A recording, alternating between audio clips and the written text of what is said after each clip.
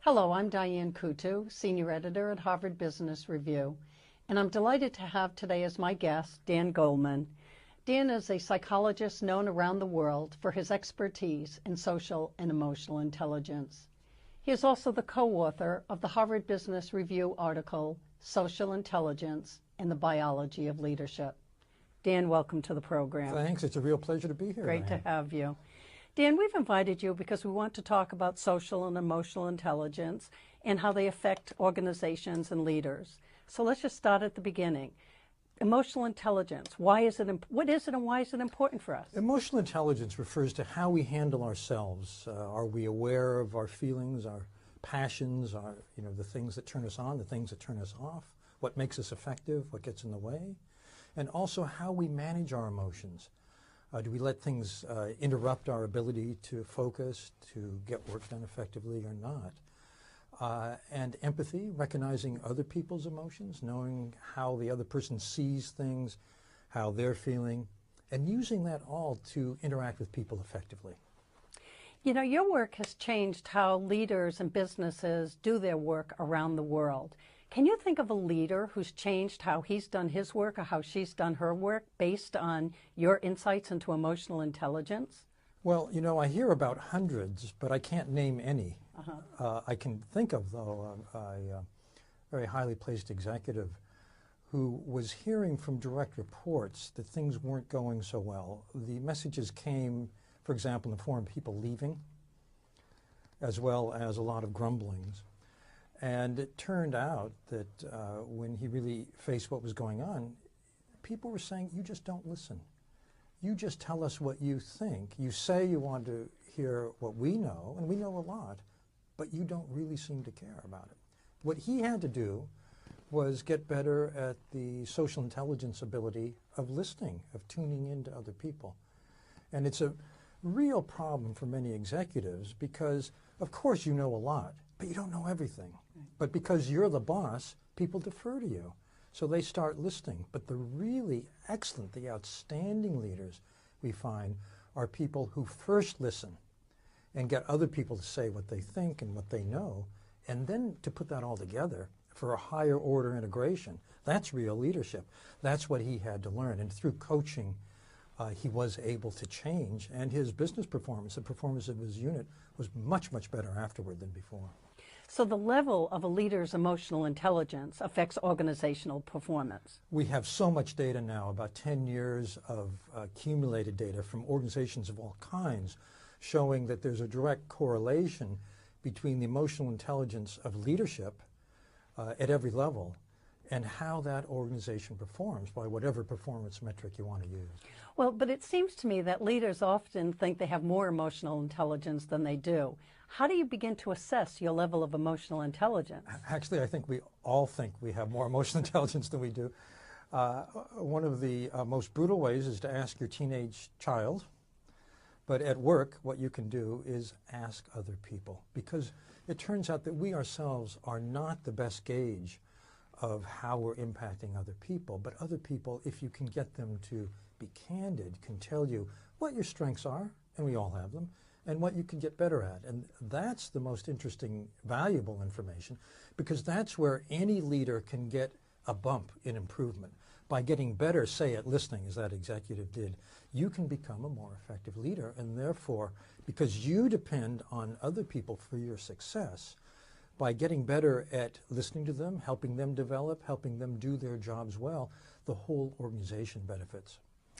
Interesting. Dan, you talk about emotional intelligence, and I'm very curious how you got from that to social intelligence. Well, emotional intelligence, when I first wrote it, was prompted for me by a new breakthrough in brain science in our understanding of the emotional centers of the brain and how that affects our ability to think well. It turns out that when we're upset, it hampers our ability to process information, to think creatively. We fall back on overlearned primitive behaviors, and it makes us dysfunctional.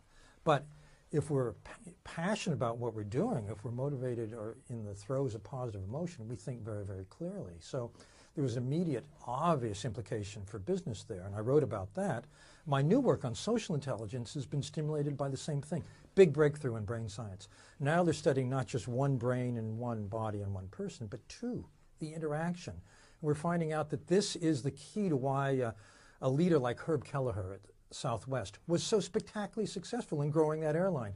We've been looking at video of Herb Kelleher just walking down the hallway at Love Field in Dallas, and it's as though there were a circle of good feeling radiating around him wherever he went. Everyone, passengers, personnel, passers-by, all of a sudden light up and beam, because he was someone who engaged people, who was positive, and who let you know that he was tuning into you, and he was doing it with such positivity that it was contagious for you. Now, how about leaders who don't have that natural born instinct? How can they use your insights on emotional and social intelligence in order to improve their leadership expertise? Well, first of all, for leadership, it's social intelligence that our data is showing counts the most. Social intelligence is being able to tune into other people, to read them, to know how they're thinking about things, what they're feeling right now, and using that to communicate effectively with them. And the good news is that even though we learn our habits, for example, what kind of listener are you? We learn those early in life. We can change them at any point if we're motivated, if we know what to do, and if we have a little help. So there's an easy 5-step process, basically, for enhancing social intelligence abilities in a leader. First, the question to ask yourself is, do you care? Are you motivated? Because it's going to take a little effort. Second, get some feedback. It's not, you're actually probably the worst person to judge where you need to improve. You need to ask the people around you in a way where they can be candid, they can be honest, and that's often with a 360 device where they anonymously rate you. You don't know who said it, but you're getting the truth. You look at that profile and you identify your strengths, your weaknesses, where I can get better, where can I get a bump. Then you make a learning agreement with yourself to do it in the better way at every naturally occurring opportunity. If you do that for a few months, you see real change. So how can a company use social intelligence in order to increase organizational performance? So many companies are doing that now. I just spent the morning with a group where a national insurance company, a global pharmaceutical company, a world-famous medical center, we're all doing the same thing with emotional intelligence. They're using it to enhance the effectiveness of their leadership, but also to change the culture. And the way they're doing it is by integrating it into the HR function. They're trying to hire people who have these abilities already. That was the strategy that Southwest used. They looked for people who were like little Herb Kelleher's, and it worked great. It worked beautifully for them. They're promoting for these abilities. It becomes part of how you're evaluated and part of what's looked for in taking people to the next level in the organization. And they're also putting a lot of effort into individual development to help everybody grow these abilities to a greater strength. So if we were to go back and sum up for our audience today, you would say the difference between emotional and social intelligence is? Emotional intelligence really has to do with self-mastery, how you handle yourself, and it makes outstanding individual performers. There are so many people in the world of work that are excellent, but they're excellent because of their own efforts, and they have very good discipline, they have very good motivation, they have drive. These are individual abilities. But when it comes to leadership, your success depends on everyone else's being effective. So you need to be successful by influencing, persuading, developing, growing, inspiring, motivating other people. That's the social intelligence ability. It requires empathy and requires skilled interaction, and that's what makes a great leader. Dan, one of the problems that companies really have is figuring out how to hire people, because it's so difficult to hire people and know what their emotional and social intelligence levels are.